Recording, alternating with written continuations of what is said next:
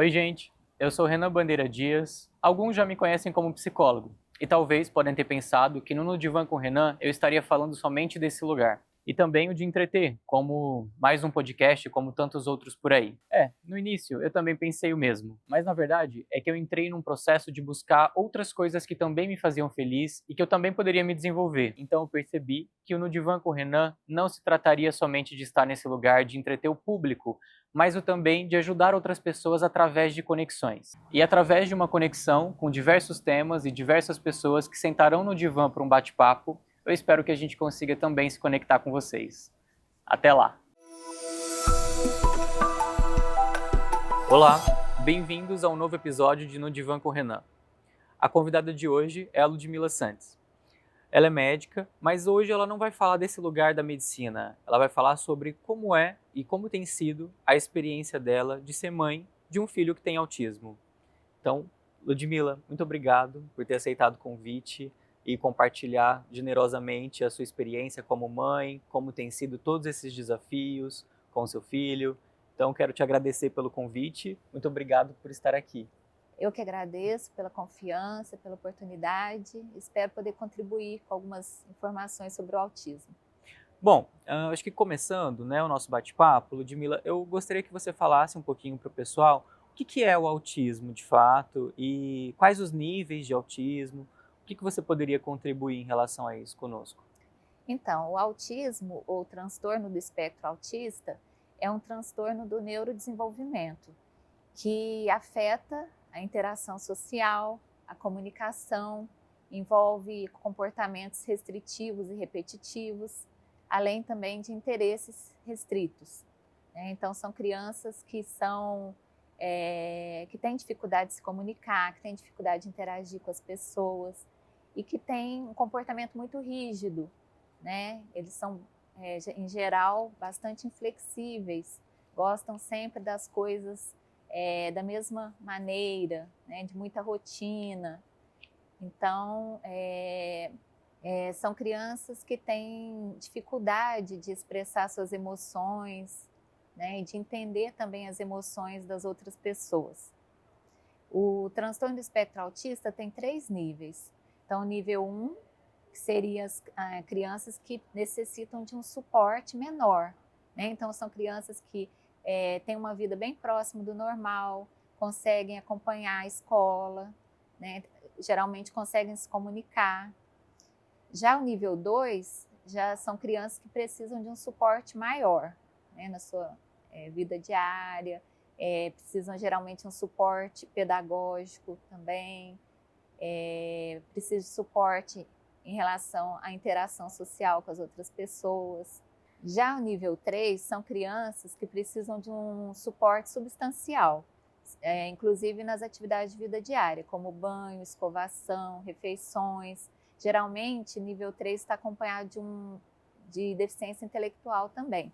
Então, eles também precisam de um suporte substancial na escola. Uhum.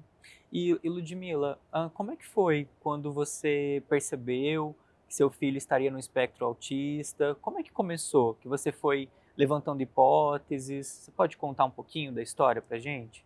Então, meu filho, ele teve o chamado autismo regressivo.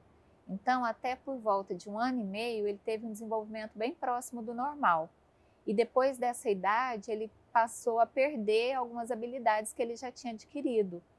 Então, o que mais nos chamou a atenção foi a perda das habilidades de comunicação. Então, na época, nós pensávamos que fosse por falta de estímulo. Colocamos na escola, na tentativa, né, de desenvolver a comunicação, mas então a escola nos chamou e disse que havia algo de errado, que deveríamos investigar. Foi quando nós tivemos o diagnóstico, por volta dos 3 anos. Por volta dos 3 anos. Isso. E quem foi que fez o diagnóstico? Foi um médico? Que profissional de saúde que auxiliou vocês nessa caminhada? Então, o diagnóstico foi feito por uma neuropediatra, tá? Porque no autismo, geralmente os profissionais envolvidos são neuropediatras ou psiquiatras infantis, né? Que são os profissionais que realizam o diagnóstico. Então, no caso dele, foi uma neuropediatra. Sim. E pensando assim nos aspectos emocionais, por exemplo, como é que foi para vocês, enquanto pais, receberem o diagnóstico? Vocês ficaram assustados, com medo, ou despertou alguma reação emocional em vocês? Como é que foi? O momento do diagnóstico foi muito difícil, né? Porque toda família idealiza, né, um filho. E aí, quando a gente recebeu esse diagnóstico, nós vivemos um luto, como se nós tivéssemos perdido aquele filho idealizado. Então, foi um momento muito difícil. Passamos pela fase de negação, né? Mas com o tempo, à medida que nós fomos buscando conhecimento a respeito, nós conseguimos ultrapassar essas dificuldades e começar a lutar pelo desenvolvimento dele. É interessante você falando sobre isso, né? Porque eu fiquei pensando, né, talvez no que os pais emocionalmente vão passando, até que esse diagnóstico talvez não fique tão assustador como acaba representando para muitas pessoas, né? E aí você foi falando do choque, do luto, né? Então, sim, eu acho que os pais eles vão passando por um choque com a notícia, né? Porque eles vão criando expectativas em relação ao próprio filho, os desejos, né, as projeções em cima daquele filho, quem meu filho vai ser, como eu quero que ele desenvolva, quais riscos e perigos eu quero proteger meu filho, né? Então, os pais vão passando às vezes por esse choque, essa descrença das possibilidades, das oportunidades que o filho pode ter, né? E aí eu acho que junto com isso, depois acho que tem um outro momento também que os pais vão passando, que é a tristeza e o luto, né? A tristeza de talvez começar a perceber esse luto também das próprias expectativas que depositava nesse filho, né? Porque eu acho que quando o filho vai desenvolvendo, até ali dentro da barriga, né, e tudo mais, os pais já começam a projetar coisas, né? Desejar aquele filho, que ele vai fazer isso, que ele vai fazer aquilo, que ele vai ser desse jeito. Embora é uma caixinha de surpresas, não só pela questão do espectro autista, mas o que eu projeto para o meu filho, não sei se ele quer isso, né? E aí, então a gente vai passando ali, os pais vão passando por essas fases quando esse desenvolvimento vai sendo diferente do planejado, né? E às vezes acho que também é importante falar que tem alguns pais que talvez passam por uma autocrítica e uma culpa, né? De pensar, o que eu fiz de errado? Será que eu fiz algo de errado? Né? Será que eu não cuidei direito? Né? Então, acho que tem alguns pais que talvez vão passando por essa questão, né? De se culpabilizar dessa forma. E eu acho que o medo também, a preocupação, acho que também é uma coisa que acaba cometendo os pais, né? O medo dessa proteção, como que eu vou proteger meu filho, né? Como que ele vai se cuidar sozinho, talvez se tratando de um terceiro nível, né? Às vezes quando está no nível 1 ou nível 2, ainda às vezes as preocupações acabam até diminuindo um pouco nesse sentido. Mas quando talvez passa para o terceiro nível é um pouco diferente, porque aí a criança, o adolescente ou o adulto, né, que está no nível 3 do espectro autismo, os pais vão ficando muito preocupados, né, e se eu não estiver mais aqui, como é que vai ser? Quem vai cuidar? Ou quem vai amparar? Será que vão conseguir dar o suporte que eu dou hoje? Né? Então, essas preocupações vão passando, acho que na cabeça dos pais, desde quando recebe o diagnóstico. Tem um longo caminho pela frente, que tudo pode ser diferente, né? Ele vai desenvolvendo dentro disso, mas acho que é junto com o choque da notícia, né? Então, acho que é importante também trazer, né, esses pontos. E eu acho que também tem uma outra questão que esbarra, acho que é o estresse e às vezes a sobrecarga, né? Que às vezes é muito estressante o cuidado, e não só o cuidado, mas também em talvez tentar nas políticas, né? Os amparos, as leis que protegem, às vezes os pais não conseguem acesso, então também acho que acaba sendo um outro medo que os pais acabam enfrentando quando recebem um diagnóstico do filho, né?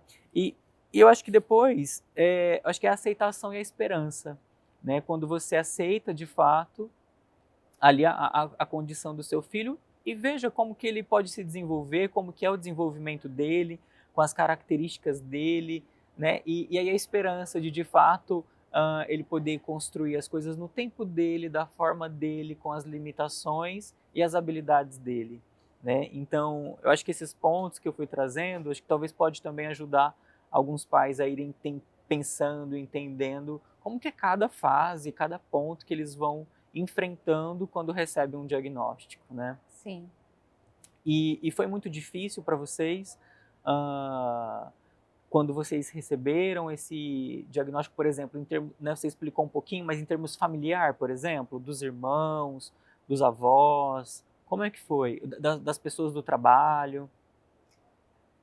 Então, quando nós tivemos o diagnóstico, a primeira reação que tivemos foi esconder das outras pessoas, porque como era uma coisa nova, né, totalmente inesperada, então a primeira reação que tivemos foi realmente esconder dos familiares, dos amigos, né, e viver esse momento de luto, né, de trabalhar isso dentro da gente, essa aceitação, até que nós entendemos que o melhor para ele era contar para todos, né, e realmente administrar a situação de forma clara, né. Então, com a ajuda dos familiares, dos amigos, tudo se tornou mais fácil. Uhum. E Ludmila, qual que é a idade do seu filho e como é que é a sua relação com ele? Então, meu filho tem 18 anos, ele é nível 3 de suporte, né? E eu tive bastante dificuldade no início para entender, né, como era o funcionamento dele, mas consegui criar um vínculo afetivo profundo com ele, de forma que eu consigo identificar sinais corporais que ele apresenta quando ele está desregulado, quando ele está estressado. Então, eu procuro fazer com que ele se relaxe, com que eu possa ajudá-lo, né, a administrar essas emoções. E isso foi todo um trabalho ao longo desses anos, né? Então, temos um vínculo afetivo muito bom. E teve algum momento do desenvolvimento dele que talvez você se sentiu culpada enquanto mãe, em relação ao próprio desenvolvimento? Então, em relação ao desenvolvimento, nós pais, normalmente nós nos culpamos, porque nós nunca, pelo menos no meu caso, nós nunca achamos que estamos oferecendo tudo que poderíamos oferecer, né, aos nossos filhos. Então, tenho trabalhado isso comigo. Hoje em dia eu me cobro menos, mas ao longo do caminho eu sempre me cobrei bastante, em termos de estar oferecendo o melhor, em termos de terapia, de tratamento medicamentoso, de oportunidades pedagógicas, mas com a maturidade eu aprendi que nós fazemos o que está ao nosso alcance, né? Então nós não podemos nos cobrar tanto, porque a vida da família atípica já é bastante estressante. Então, se nós nos vermos envolvidos nessa cobrança, tudo se torna mais pesado. Sim. E qual é o papel do pai e dos irmãos nesse processo todo? Meu marido teve bastante dificuldade no início, né? Logo que foi feito o diagnóstico, o processo de aceitação foi mais longo para ele, né? Os irmãos na época eram pequenos também, então não compreendiam muito bem. Mas ao longo dos anos houve uma aceitação, tanto por parte do meu marido quanto por parte dos irmãos, e eles conseguiram criar um vínculo afetivo profundo também com o Otávio. Hoje em dia, tanto na questão da aceitação do meu marido, que foi um divisor de águas, né, que o Otávio conseguiu se conectar melhor com o pai, como em relação aos irmãos, que hoje em dia ajudam nos cuidados com ele. Então, criou-se um ambiente familiar bastante favorável. Uhum. E você acha que a psicologia contribuiu em algum momento na vida de vocês para poder ajudar a lidar com tudo isso?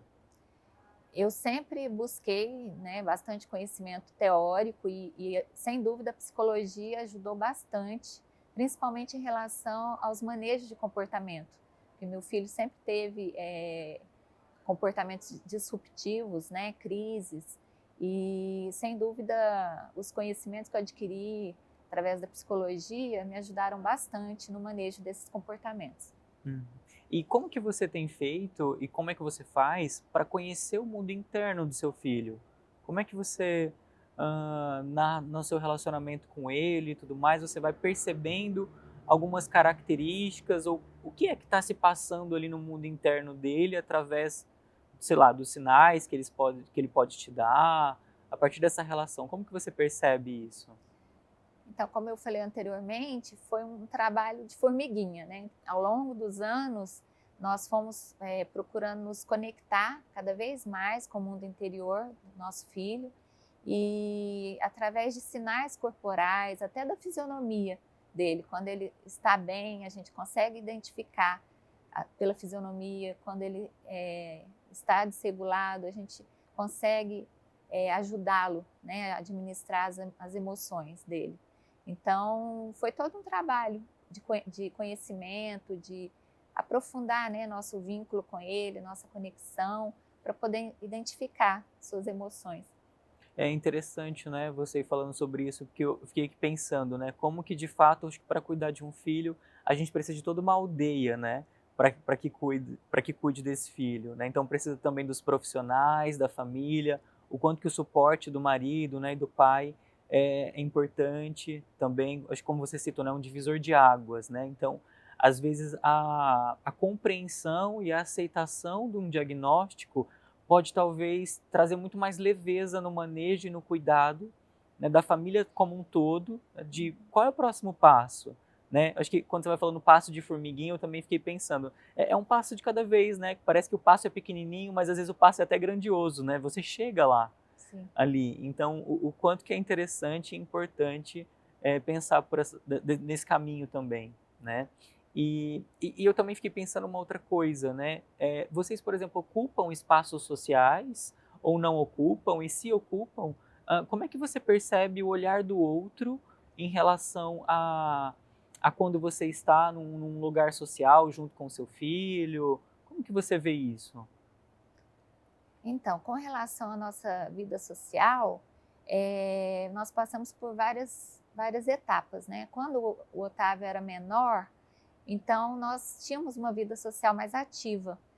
Só que à medida que ele foi se tornando adolescente, quando ele apresentava, por exemplo, uma crise em público, era um momento difícil, porque quando se é criança, as pessoas aceitam com mais naturalidade, né? Quando uma criança apresenta uma crise, se joga no chão, chora, né? Quando já está na fase da adolescência, as pessoas olham com estranheza, né? Então, nós passamos por vários momentos desagradáveis, assim, de estar em público, nosso filho apresentar uma crise e as pessoas olharem com aqueles olhares julgadores, né? Então, nós ainda, né, temos vida social, não como anteriormente, né? E hoje em dia eu consigo lidar melhor com esses olhares, né? Porque não temos que ter medo de expor nossos filhos, de levá-los a diferentes ambientes, porque as pessoas, elas precisam, né? Sei que ainda falta conhecimento, ainda falta divulgação sobre o tema, mas as pessoas precisam aprender a lidar, né, com essas diferenças, com essas dificuldades das pessoas no transtorno do espectro autista. E teve alguma situação, Ludmila, assim, desses espaços sociais que você vivenciou e viveu e você se sentiu machucada com isso? Com ou o olhar de alguém, ou o comentário de alguém? Teve algo assim que te marcou? Sim, logo que eu tive o diagnóstico do meu filho, eu estava numa viagem de avião e o senhor que estava do lado, meu filho estava um pouco inquieto, e o senhor que estava do lado me perguntou se eu não sabia dar educação para o meu filho. Então foi um momento muito constrangedor, que inclusive eu tive que pedir para mudar de assento e me marcou bastante. É, acho que como falta, né, às vezes a percepção do outro sobre as condições humanas, né, de ir talvez fazer um comentário, né, como esse, o quanto causa um impacto, né, na vida da família, que às vezes algumas famílias acabam nem saindo mais de casa por conta disso, ou acha que o filho não pode ocupar alguns espaços por não pertencer àquele espaço, né? Como se o espaço público fosse só para alguns, né? Então, realmente, acho que foi uma situação muito difícil ali que vocês passaram, né? E se você pudesse definir, como é ser mãe de um filho autista? Como é que você definiria? Eu considero que ser mãe de um filho autista é uma missão, né? Então, eu abracei essa missão, né? Tanto para dar o melhor pelo meu filho, né? O melhor que eu puder oferecer ao meu filho, como também poder contribuir com outras famílias atípicas. Eu acho muito importante criar uma comunidade em que as pessoas se ajudam, se apoiam, né? Então, eu considero realmente uma missão de vida. E como que você percebe o apoio do sistema público de saúde? Tem leis que amparam, funcionam? Os pais aí de primeira viagem com filhos no espectro autista, o que você diria a eles, de por onde começar e como? Então, as famílias que receberam diagnóstico recentemente, eu acho muito importante o papel do neuropediatra ou do psiquiatra infantil no sentido de orientar essas famílias com relação aos profissionais que elas devem procurar, né? Porque essas crianças devem ser acompanhadas por uma equipe multidisciplinar, composta por um psicólogo, um terapeuta ocupacional, um fonoaudiólogo, se houver questões motoras, um fisioterapeuta, se houver questões alimentares, um nutricionista, né? Até mesmo um educador físico para estimulação motora. Então, é muito importante a presença desses profissionais para a estimulação precoce, né? Porque a gente bate muito nessa tecla em relação ao diagnóstico precoce, porque é essencial. Quanto antes é feito esse diagnóstico e quanto antes a estimulação dessas crianças se inicia, melhor é o desenvolvimento, né? E eu digo para os pais que receberam o diagnóstico recente, que tenham calma, né? Que vivam o seu momento, né? De luto, de negação, mas que não percam tempo em relação à estimulação de seus filhos, que iniciam quanto antes, porque isso é essencial. Sim. Tem alguns estudos recentes, né, sobre o autismo. Tem um que eu estava lendo esses dias do Stephen Kapp, que ele vai falando sobre, porque eu acho que antes, né, porque é relativa, embora já tenha um tempo, mas os estudos e o que tem se falado sobre o autismo é relativamente novo, né? Então tem diversas abordagens que vão falando e estudando mais profundamente a questão do autismo. E o estudo do Stephen, ele vai falando assim, que antes para esse desenvolvimento dessas habilidades, né, dos autistas estavam muito focados nos déficits, e hoje já tem se mudado isso, tem focado nas habilidades que eles têm, talvez até mesmo nessa parte que é mais aguçada deles, da sensibilidade, dos mínimos detalhes. Então, para trabalhar com essas habilidades também que são positivas e que eles têm, né? E não só trabalhar com o que está faltando, digamos assim, ou que tem um déficit naquele sentido. Então, eu acho que outras terapias vinham muito nesse sentido, né? Vamos trabalhar o que não tem, né? Não, mas e como é que você pode desenvolver mais o que você já tem, né? Então, você vai trabalhar com o potencial e não só com o déficit. Sim. Então, acho que esses estudos, né, e essas contribuições são muito importantes. Eu acho que também a psicanálise também tem contribuído bastante com o autismo, no sentido de poder pensar um pouco mais sobre essa estrutura, né? Porque tem se falado, né, ainda há algumas controvérsias nessa questão da estrutura psíquica do autista, nesse sentido, porque, por exemplo, na psicanálise a gente tem a classificação entre neurose, psicose e perversão. E o autismo ele não se enquadra, né, ou nenhuma dessas estruturas explica o autismo. Então tem se pensado numa quarta estrutura, né, que o autismo tem características próprias, definições próprias, de como ver esse mundo interno e esse mundo externo e como lidar com ele. Então tem avançado alguns estudos para poder pensar sobre essa quarta estrutura, né? Será o autismo uma quarta estrutura na psicanálise? Né? Então, eu acho que esses estudos, de maneira geral, de todas as áreas, eles estão desenvolvendo e sendo também desenvolvidos hoje, acho que a partir dessas experiências, E claro, também de uma certa testagem, né? Eu acho que quando se trata de um estudo, você vai, digamos assim, teorizando e também testando alguns pontos para ver o que é que vai dar certo, o que é que não vai, o que precisa de modificação. Então, eu acho que a participação ativa, né, dessa família, dos próprios autistas, é muito importante, né? Tem também uma organização americana que chama ASAM, que são autistas que lideram esse movimento em prol dos próprios direitos, né? Então, é em termos de advocacia e tudo mais, para pensar sobre as leis. Então, olha o quanto é importante dar essa voz, a partir da voz deles, também poder dizer o que é que a gente precisa, né? Então, e como isso pode ser feito? Como que a sociedade pode contribuir? Né? Então, acho que é muito importante também ouvi-los, né, nesse sentido. E sem contar que a gente também tem outros artistas que também são autistas, né? Tem cantores, a Cia, por exemplo, estava vendo, tem uma outra atriz da Globo. Hopkins. Exatamente, né? Então, às vezes a gente está apavorado ou pensando somente num modelo, mas não, tem diversas formas, né? Acho que não é à toa que entra dentro da neurodiversidade, né? A diversidade de coisas que podem de se desenvolver, complementar, aparecer em tudo isso. E eu acho que pensando nisso, né? Acho que me leva também a perguntar, né? Na sua visão como mãe, o que você acha que quer um autista?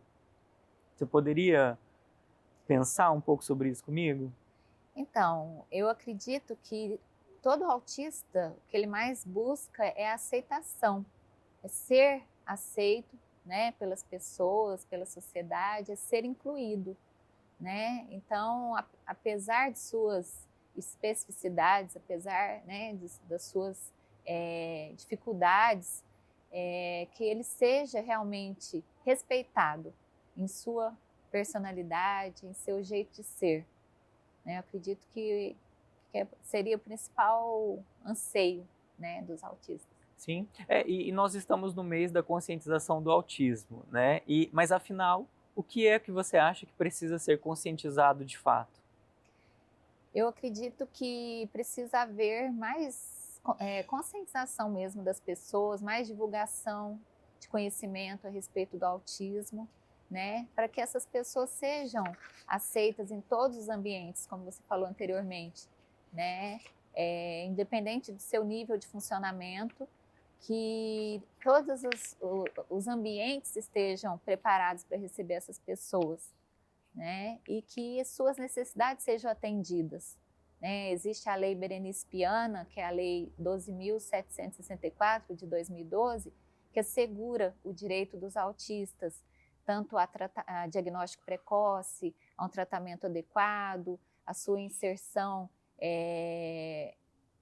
nas escolas, no ambiente de trabalho, né? Então, que essa lei seja realmente aplicada, né? Que eles tenham acesso a todas as suas necessidades, realmente, que todas as suas necessidades sejam atendidas.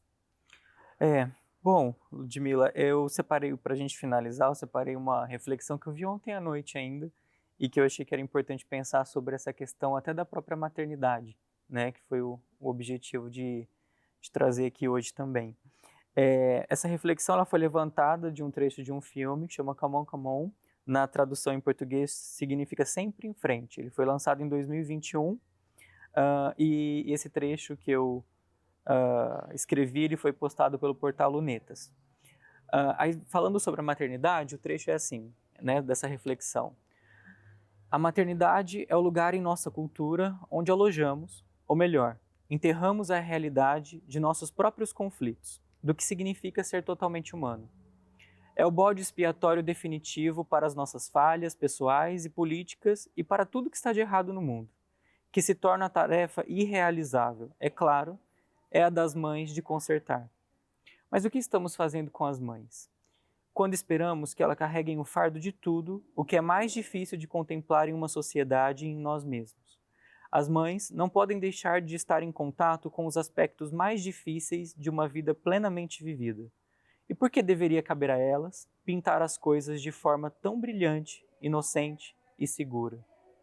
Então, eu trouxe esse trecho, né? Ontem eu fiquei até emocionado digitando, porque eu acho que isso é uma pressão que às vezes a gente vai colocando, né? E a sociedade também vai colocando nas mães, como se elas tivessem que fazer tudo isso brilhantemente, inocentemente, de uma forma mais segura possível, né? Então, ao mesmo tempo que esse trecho ele acabou me impactando, ele depois também me trouxe uma leveza de poder pensar, né? O que a gente está fazendo com as nossas mães nesse sentido? Às vezes, será que toda essa sobrecarga, toda essa projeção de responsabilidade que acaba cometendo, que acaba sendo jogada no colo delas, como se elas tivessem que dar conta de tudo, como se elas tivessem que fazer tudo, ser responsável por tudo, e aí eu acho que isso acaba empobrecendo as relações, porque eu acho que uma pessoa sobrecarregada de todas essas expectativas sociais, inclusive, ela às vezes não consegue pensar como é o primeiro passo, por onde eu vou começar,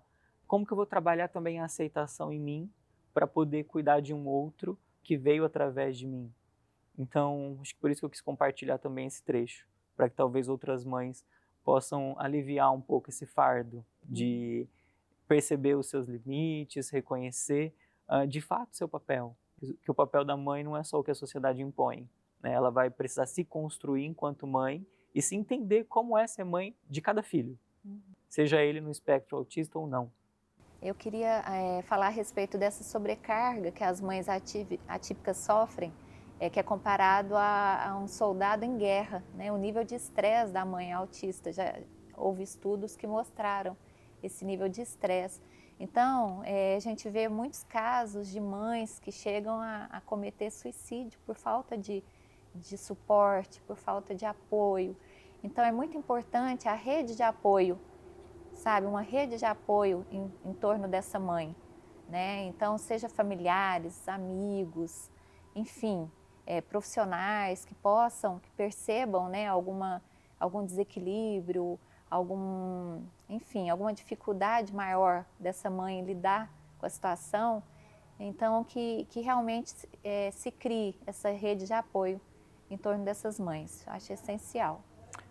Realmente, porque como eu falei na história da aldeia, né? Precisa também de uma aldeia para cuidar dessa mãe, dessa família, todo mundo. Então, precisamos desses olhares de fora atentos para que esse suporte possa de fato ser oferecido. Porque eu acho que quando se trata do autismo, não é só o filho autista que precisa de um suporte, toda a família também.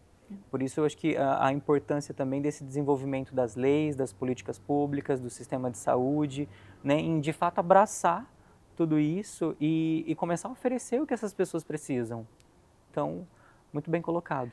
Bom, quero te agradecer pela sua generosa contribuição, por tudo que você sabe sobre o autismo, quanto que você se engaja, né? Então, também tenho uma admiração enorme por você. Então, quando rapidamente eu te fiz o convite, você aceitou, assim, sem pensar duas vezes.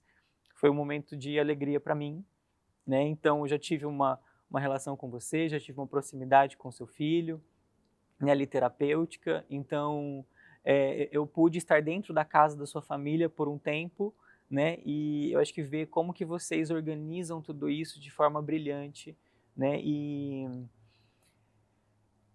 como que eu posso dizer, né? E eu acho que é visível também o amor que está envolvido em tudo que vocês fazem, em tudo que vocês podem, né? Em relação ao filho de vocês. Não só ele, né? Como os outros dois também.